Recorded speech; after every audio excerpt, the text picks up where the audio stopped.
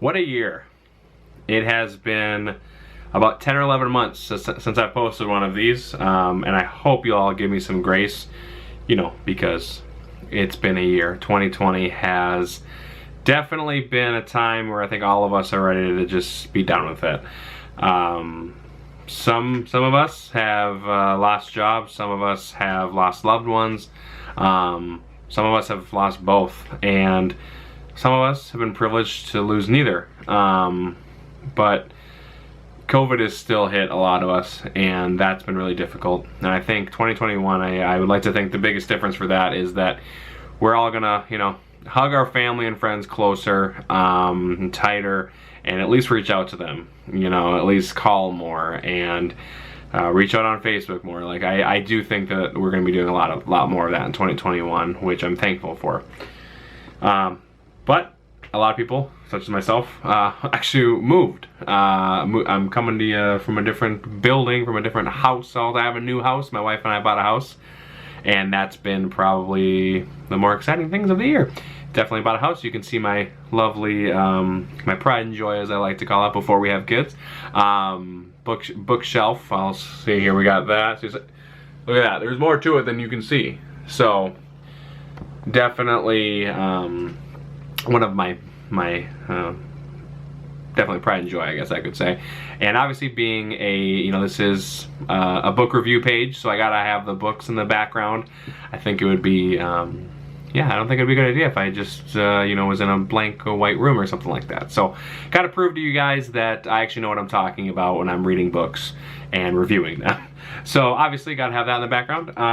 But yeah, this is more book reviews, and I am Zach Moore, and because I think I only posted 4 of these in 2020, I'm doing a end of the year sort of compilation. I reached my goal, so thank you. That was definitely a good thing to hit 50 books. I read 50 books this year, and I'm excited for 2021 to kind of, hit the same goal, maybe make it more. I don't know, we'll see how 2021 goes, but I wanted to do a top 5 of the year, which was very difficult, and in a few months I don't know if I'll agree with this top 5 list. But if I had to have like a list of books for all 5 of you, there's only 5 people watching this, if I had to have a list of 5 books for everyone to put on their bookshelf this year, or coming up in 2021, these would be the 5.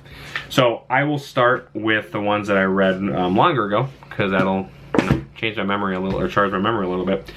So, like many of you, I grew up watching movies like Hook, I'm trying to think of all those, Jack, all the other movies Robin Williams has been in, and those are just the 2 that came to my mind.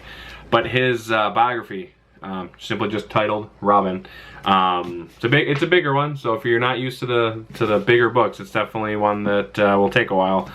But it tells his story. It talks about his early childhood development, his parents, his family. He talks about his mom, who is amazingly funny, and just really talks about her sense of humor. And you can kind of see from stories that he tells, it's like, oh, that's why you're funny, and stories of, as an early actor, he was a mime. That was like a fun little fact. I didn't know he used to be a mime.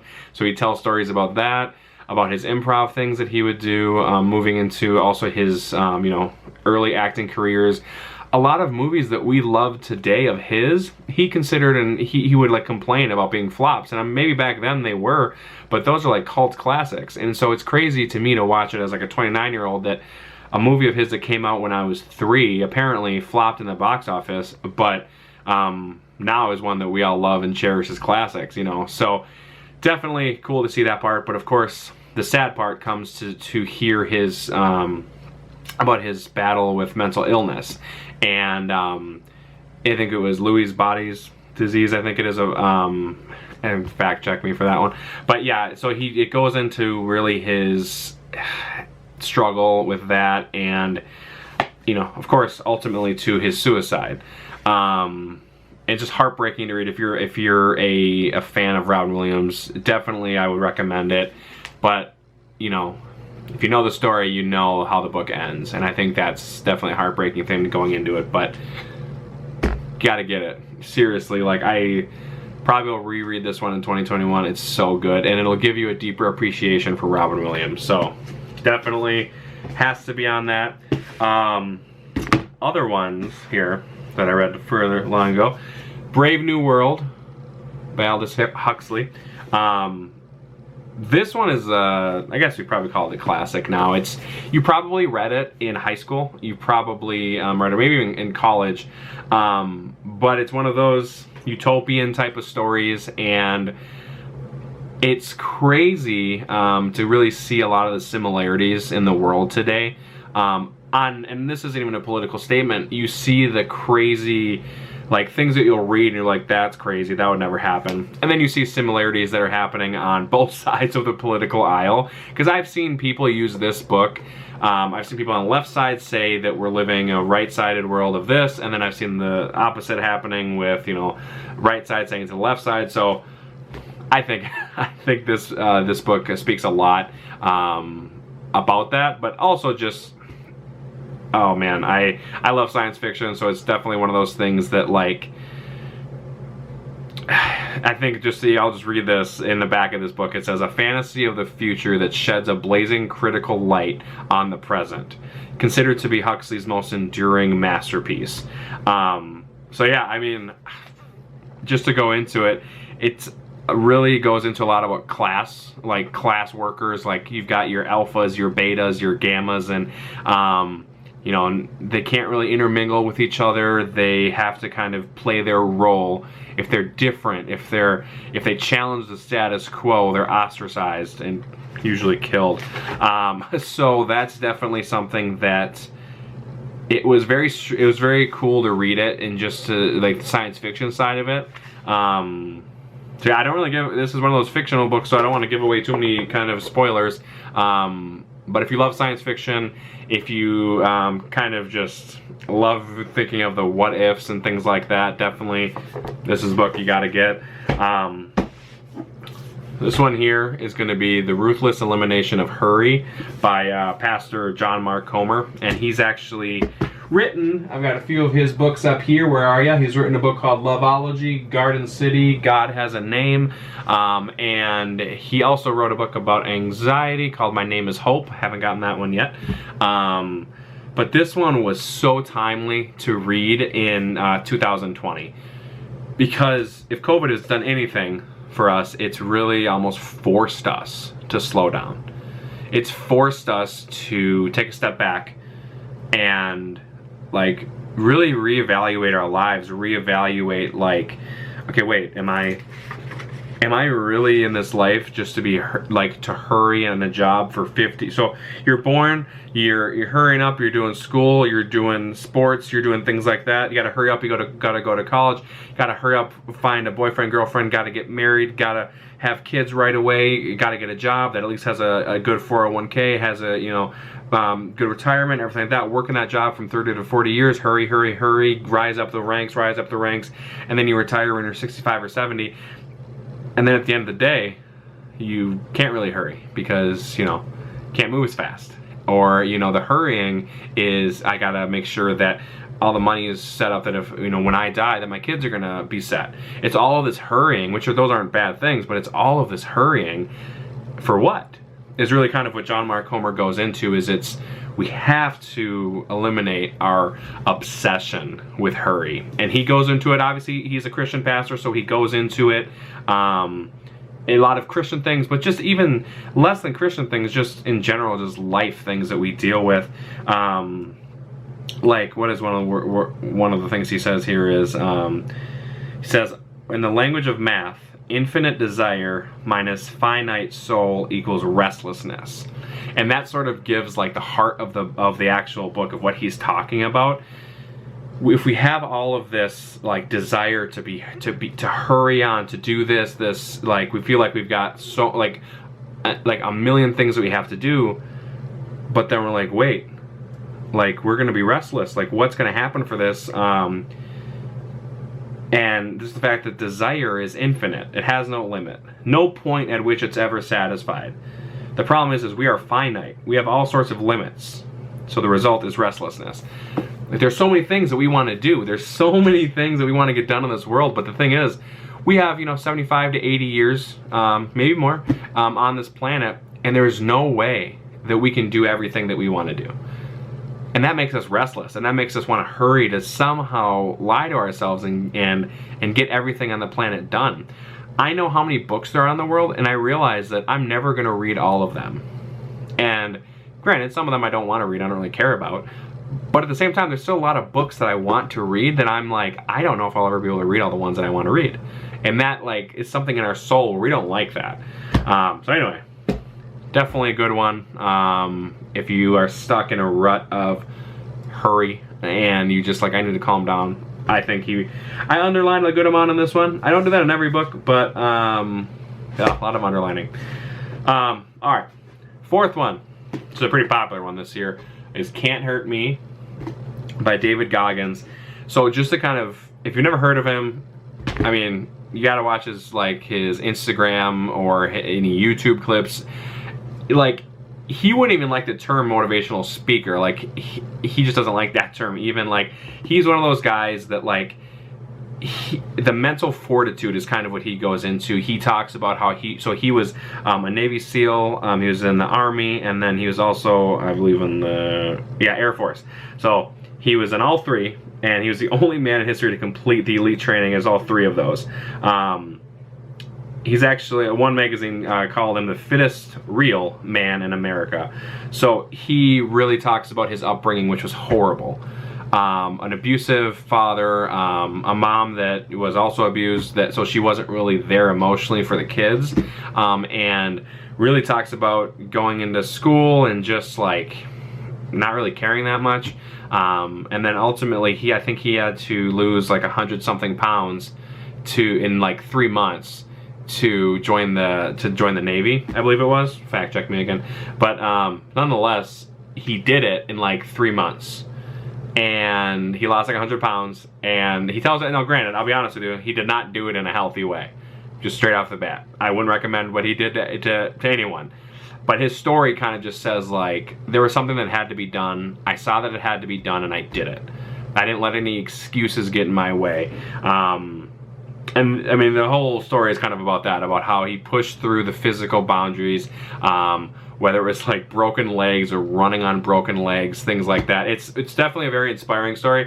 Again, if you've watched any of his Instagram stories or anything like that, he doesn't hold back on language. So I mentioned this in a social media post that I made. Don't like get your 12-year-old kid this book or anything like that, but maybe when they're 18 and you feel comfortable, and they're mature enough to read language like that, then definitely. Like, just to read something here, he's talking about how he's in doing the water training for the Navy SEALs. He said that one of his instructors said, "Go under now or you'll fail," talking about the water. And he said, "I'd run out of time. I tried to gulp some air before my duck dive and tasted a mouthful of Psycho," who is like his instructor. Psycho's splash water, and instead I dove to the bottom of the pool on a negative breath hold. My lungs were near empty, which meant I was in pain from the jump, but I knocked the first one out in a few seconds. My heart was thumping like a high alert Morse code. I felt it flip-flop in my chest, like it was trying to break through my ribcage and fly to freedom. And he like, what if he failed to execute? What if my body was too burned out that even a rescue breath couldn't wake me up? So anyway, he goes deep into a lot of that stuff. Very good. This was actually the 50th book that I read. Green Lights, all right, by Matthew McConaughey. This one's been pushing on the social media quite a lot lately, and it tells his story. It tells his story growing up, and he's a character. That's all I can really say about his story. I mean, I think like just reading his story, he goes into sort of like the green lights. He talks about it, like he says that the green lights are the things in our life, like how do we catch those green lights? It's like, and he says, how can we, when we deal with life's challenges, challenges how to get relative with the inevitable. You can enjoy a state of success that he calls catching green lights. So that's kind of what he talks about in his whole life story, is the green lights that he caught. Whether it was his first movie deal, a TV show, getting to like going to Australia, or you know, traveling, everything like that. He kind of goes into his whole story like that, and he ends up going actually to a monastery, and he like joins a monastery there in the desert in New Mexico, and spends time there for a spiritual realignment. And he just talks about that was finding green lights. And yeah, he tells that story in an amazing way, and it's really from a journey of him.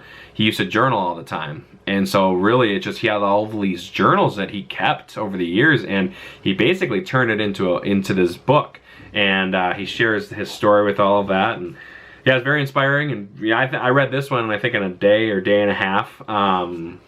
So gotta add that one for sure. And right now, of course, I don't have it in here, but I'll go get it. Give me a second. I don't know if I'm gonna do a fun little thing, but give me 1 second.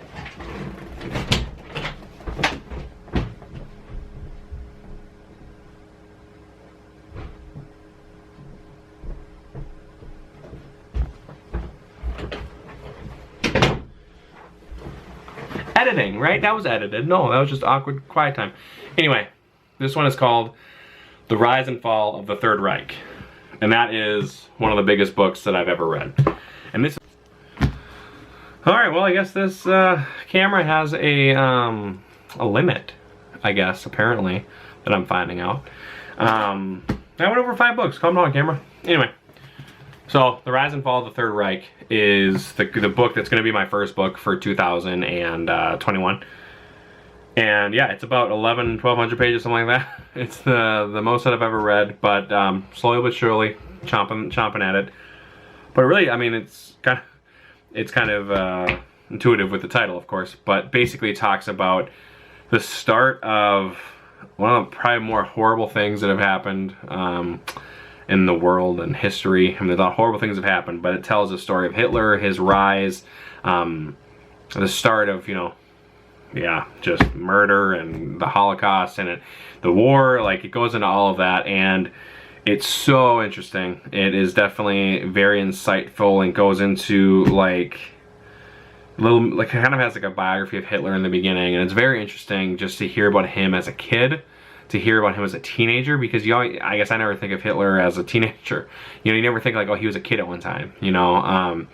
You know, it doesn't give me any compassion for him, you know what I mean? But at least it's interesting to see into his outlook growing up, and just an interesting thing of just because like he was in World War I and fought for Germany, and after Germany lost in World War I, like he became so like angry towards a lot of different people, the Jews being one of them. He talks about how he believes that the reason that Germany lost was because of the Jews. And so that was like, you know, 1918, 1919, 1920, around that time. And I never knew that. I just thought that he was just a dude that hated Jews. But like, you kind of hear like the reasoning behind it, and it's like, well, dang, this is crazy. It starts to see sort of his feelings, he's got this crazy nationalistic like side of him that like you start to see how he gathered so many people in Germany around him and for the cause. Because he kind of hid under this nationalistic, you know, hide, but that's sort of what he did. Like, he was so based around like Germany can't fall again, Germany can't do this, like, and then that's just kind of how it happened. So anyway, no spoiler alert because I'm not finished with it yet, but definitely one of the best books that I'll probably read for 2021, so spoiler alert. So look for this one probably in the next week or two is when I'm expecting to finish it. So look for that book review. I'm starting to stay strong for 2021. So thanks for bearing with me, guys. It's been a long video, but you guys are great. Let me know if you got any questions or comments in the video, if you've read any of these books, what you thought of them, or if there's any other book recommendations that you got for me. Bye!